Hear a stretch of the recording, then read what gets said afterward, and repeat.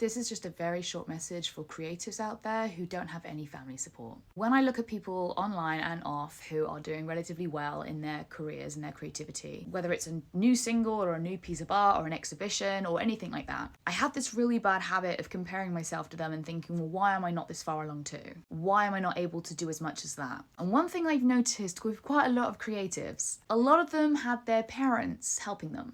I don't mean they forked over hundreds of thousands of pounds for them to do their craft. What I mean is that quite a lot of them got to live with their parents for free or very cheap in order to work on the skills they needed to grow their creative career. And it's really not something that people talk about. It's really not acknowledged by these creatives who do really well. I know a fashion designer whose fashion line took off because they lived with their parents for free for years. I know a music producer who's doing very well as a music producer because they lived with their parent for very, very cheap for years. This allowed them to learn, accumulate as many skills as possible, as quickly as possible, without the burden of having to worry about rent and bills, or direct debits, or even food. There's even less time to do things like straighten the house and do your laundry, because living with your parents means that you don't do as much as you would be doing if you were on your own. So for creatives out there who don't have family support and are finding it tough, you're not lying to yourself.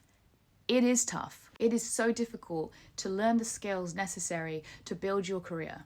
It is so tough to find role models for yourself out there in the ether, whether it's online or offline, who are very clearly demonstrating a working creative who's also solely independent. We have to worry about so much more. We have to navigate and juggle so much more than people who have familial support. It's one of the reasons why I don't compare myself to people ever. And it's why I think that anything I accomplish in music, whether it's writing songs, performing somewhere, is an absolute credit to my hard work. The fact that I work my own jobs, I pay my own bills, I pay my rent, I pay for my food, I pay for everything, and I still make time to create, we are brilliant. We're amazing. This is your reminder. You can do it.